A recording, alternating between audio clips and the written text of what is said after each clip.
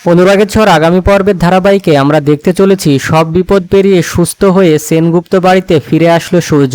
আবারও চোখের সামনে সূর্যকে দেখে আনন্দে আত্মহারা হয়ে গেল সোনা। সূর্যকে জড়িয়ে ধরে বলল, আমি জেনে গেছি তুমি আমার আসল বাবা, তাই আমাকে ছেড়ে আর কখনো কোথাও যাবে না, আর এখন থেকে আমিও তোমার সব কথা শুনবো। সোনার মুখে এমন কথা শুনে সূর্য অবাক হয়ে যায়, আর এদিকে রূপা তো ভয় পেয়ে যায়, ভাবে বাবা আর কখনো আমাকে মেনে নিবে না। দীপা তখন সূর্যকে বলে, সোনা ঠিকই বলেছে ডাক্তার বাবু, সোনা রূপা দুইজনই আপনারই সন্তান। দীপার মুখে এমন কথা শুনে সূর্য রেগে যায়, কিন্তু দীপা বলে, যেটা সত্যি সেটা আপনাকে মেনে নিতেই হবে। আজ আপনি সোনা রূপার বাবা, আর তারা আপনারই সন্তান, তাই আপনাদের মধ্যে এত টান আর এত মিল। কিন্তু সূর্য কারো কথাই বিশ্বাস করতে চায় না। সূর্য বলে, আমি এসব মানতে রাজি না, আমি জানি সত্যিটা কি।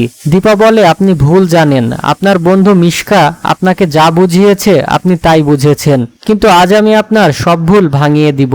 আজ আমি আপনাকে প্রমাণ করে দিব সোনারূপা দুজনই যমজ বোন, আর তারা আপনারই সন্তান, এবং আজ এত বড় বিপদের পেছনে মিশকারই হাত ছিল। তো বন্ধুরা, এবার যদি সূর্য তার ভুল বুঝতে পেরে সোনারূপাকে কাছে টেনে নেয়, তা দেখতে তোমাদের কেমন লাগবে তা অবশ্যই কমেন্টের মাধ্যমে জানিও। আর ভিডিওটি ভালো লাগলে একটি লাইক দিয়ে আমাদের চ্যানেলটি সাবস্ক্রাইব করতে ভুলো না।